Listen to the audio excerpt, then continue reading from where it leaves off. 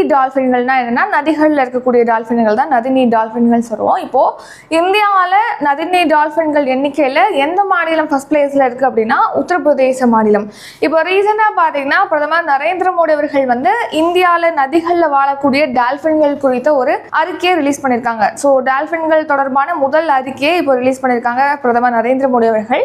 அந்த அறிக்கையில் என்ன தெரிவிச்சிருக்காங்கன்னா நம்ம இந்தியாவில் மொத்தமாக இப்போ 6327 நதிநீர் டால்ஃபின்கள் இருக்கு அப்படின்னு சொல்லிட்டு தெரிவிச்சிருக்காங்க. ஸோ இந்த அறிக்கையில் எங்கெங்கெல்லாம் ஆய்வு செஞ்சு இவ்வளவு டால்ஃபின்கள் இருக்கு அப்படின்னு சொல்லிட்டு தெரிவிச்சிருக்காங்கன்னா ஒரு 8 மாநிலங்களை சேர்ந்த 28 நதிகள்ல தான் இந்த ஆய்வு மேற்கொண்டு அதுக்கான அறிக்கையை ரிலீஸ் பண்ணியிருக்காங்க. அந்த அறிக்கைப்படி இந்தியாவில் 6327 டால்ஃபின்கள் இருக்குன்னு சொல்லியிருக்காங்க. இதுல அதிகமா எந்த மாநிலத்துல இந்த நதிநீர் டால்ஃபின்கள் இருக்கு அப்படின்னு கேட்டீங்கன்னா உத்தரப்பிரதேச மாநிலம். உத்தரப்பிரதேச மாநிலத்துல 2397 டால்ஃபின்கள் இருக்கு அப்படின்னு சொல்லிட்டு தெரிவிச்சிருக்காங்க. ஸோ உத்தரப்பிரதேசத்துக்கு அடுத்தபடியாக பீகார் மாநிலம், அடுத்து மேற்கு வங்க மாநிலம், அசாம் மாநிலத்துல நதிநீர் டால்ஃபின்கள் அதிகமா இருக்கு அப்படின்னு சொல்லிட்டு தெரிவிச்சிருக்காங்க.